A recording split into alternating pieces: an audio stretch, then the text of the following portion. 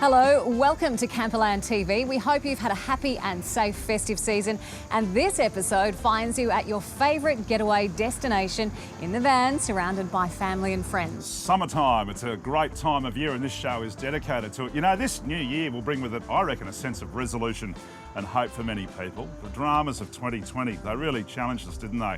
To get out and do the types of things that we'd always been promising to do, but had quite not gotten around to, I guess. Yeah, consequently, caravan sales went through the roof last year in response to this and a lack of international travel options. But this means 2021 will be the year of the road trip, and on today's show, we have plenty for first-timers and experienced nomads alike. Indeed, G, including the top 5 best spots to chock the van and cool down this summer. We will road test the towing capacity of the all-new Toyota Hilux. Yeah, it's a fabulous bit of gear. Andrew Mirosh is going to be along as well with some tips on filleting fish. That's a must. And we're also going to profile the Jayco Expanda, which you can see here before us, and also some new voice-activated tech, which is going into some Jayco vans coming out of the factory these days. And we'll also sneak in a quick recipe for hungry travellers. Ooh, can't wait for that one. But first, let's start thinking about your next holiday, Easter in the outback. Some inspiration for what might be your first road trip west of the Great Divide. It is a great time to visit and there is plenty to see.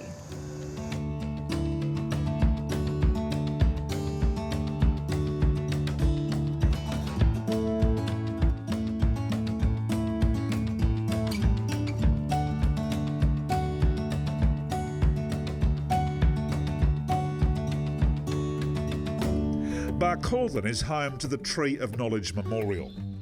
So here we are, the Tree of Knowledge, probably Barcaldine's most famous landmark, and they've built this amazing structure here. As some of you would be aware, the tree was poisoned a few years ago. The tree died, and this is what they've put in place of it. This is the stump of the original tree, obviously, and what they've done is they've left a space that the tree's foliage would have encased, and they've reversed it, if you like. It's quite a spectacular sight and a stunning piece of architecture, and something that people here are really proud of. The tank stand.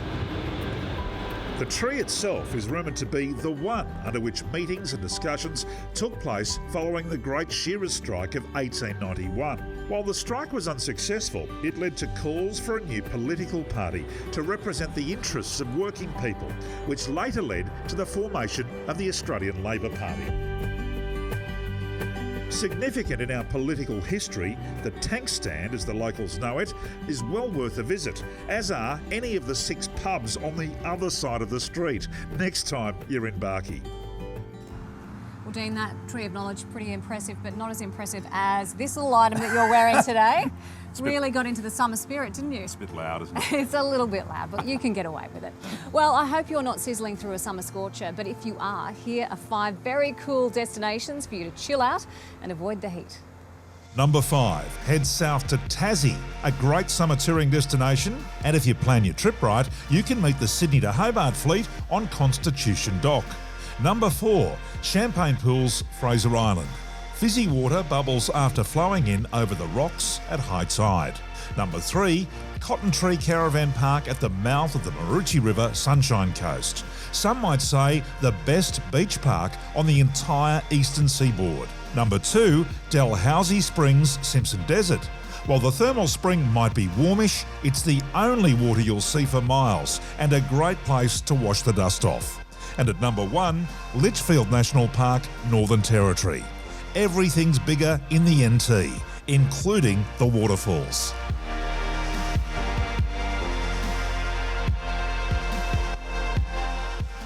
Today we shine the spotlight on a real star in the Jayco range in the form of the Expanda. Almost a household name now. Here's Josh. With the Expanders, it's all about the bed ends.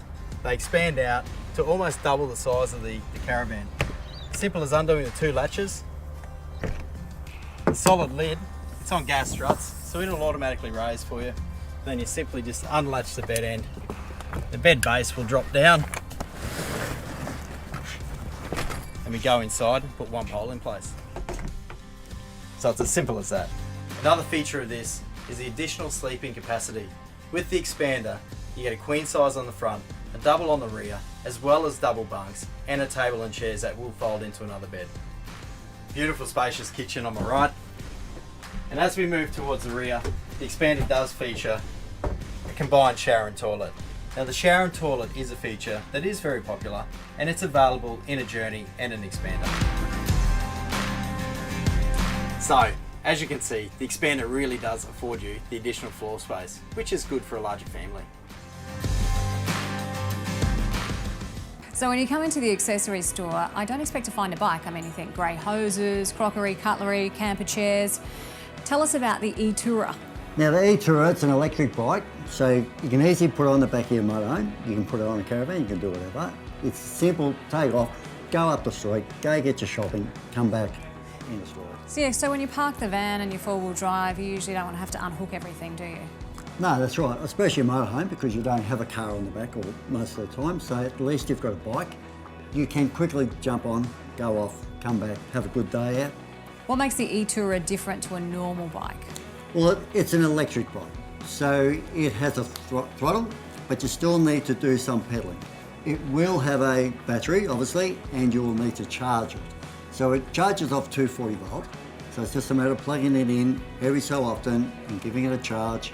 You'll get about 45 k's out of it.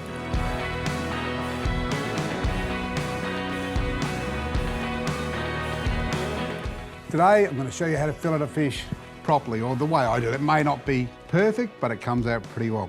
Beautiful little squire or baby snapper I've caught in the last day or two off strutty. So simple process, very sharp knife, quite a flexible knife is good.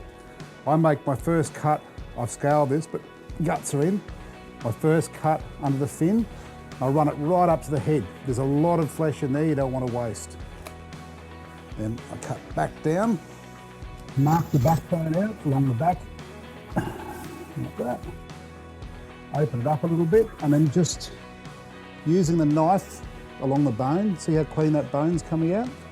A good trick is put your knife straight through and just cut down to the tail like that at that stage, and that frees it. And just keep following. You'll hit the rib cage right here where I'm hitting now. Try to get your knife to go to the top of that so you don't have to take the ribs out separately. And there you go. That's pretty clean. There's not much waste on that, so I've got the fillet. Another really good tip that I've got is your line of pin bones there. So the little bones that come out from the spine like that.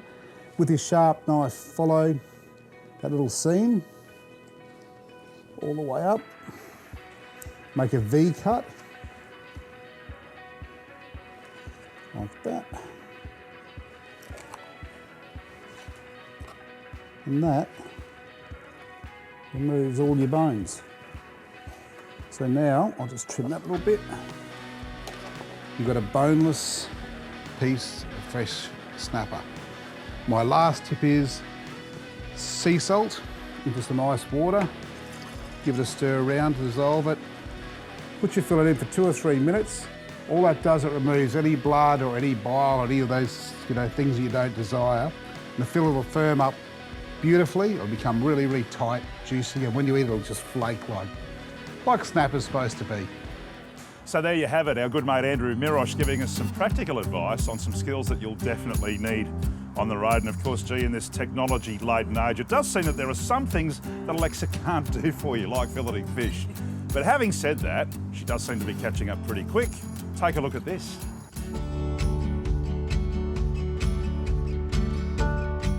Jayco customers have truly benefited from the talent of a new designer on board, and in particular she's excelled in the colour palette that she has used by introducing beautiful earthy neutral tones, which leaves customers to decorate the van in any colours that they choose to, really enhance their home away from home. It looks beautiful. Tell me about some of the key features that have really caught your eye. Well, definitely the matte black tap and sinkware in the kitchen and the ensuite.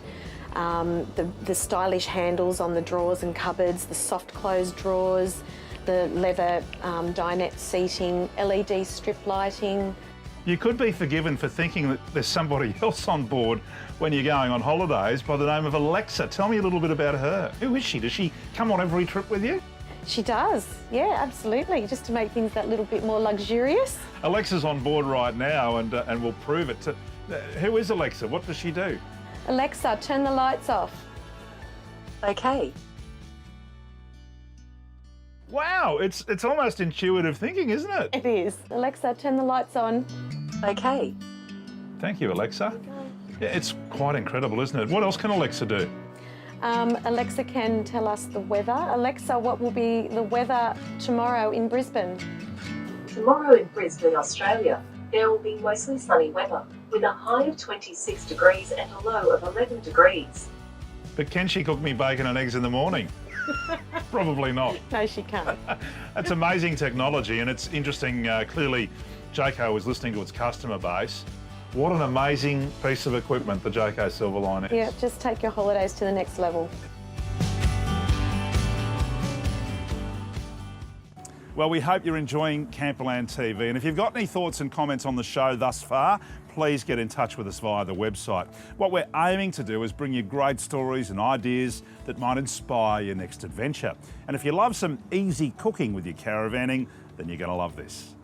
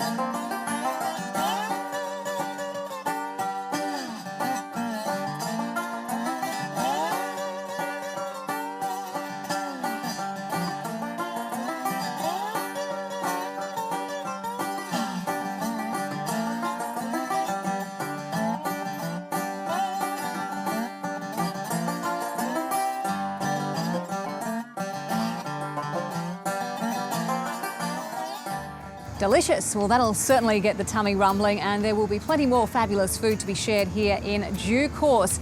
Finally today, a look at the all-new Toyota Hilux towing the Jayco all-terrain on a recent shoot in Queensland's beautiful scenic rim. The market leader in the 4x4 dual cab ute market in Australia for as far back as I can remember has been the remarkable Toyota Hilux. Apart from the fact that it was the original in its class, it's always had a certain level of refinement when it comes to finish and fixtures. In fact, you could say that the only thing holding it back recently in its class might have been its towing capacity. Well, the Hilux has just had an update, and we've been fortunate enough to tow the Jayco up from Brisbane, and with the new power and torque that the automatic gets, 3.5 tonne towing, it did it with ease, and it was great fun. And the technology is so good. It's just, even with in well excess of 2 tonne on the back, going down quite a steep hill, that's just walking down the hill really, really nicely. A really controlled speed. I can focus on steering, just picking my lines, because it is, you know, a slightly narrow track. And obviously I want to keep this beautiful Jayco all-terrain caravan in pristine condition.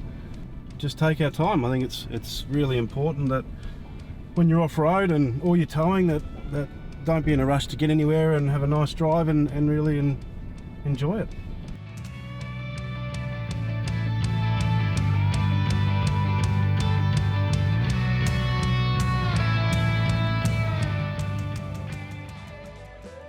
So there you have it. The Hilux is definitely back in 2021 with that bigger towing capacity, which will make fans of the original in its class very happy indeed. Now, what about a small golf putt for Karen Wheatley?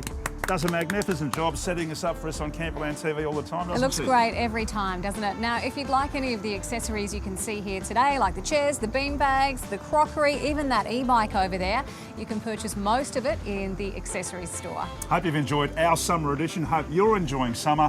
That's all we've got time for on Camperland TV this time. We'll see you soon. See you next time.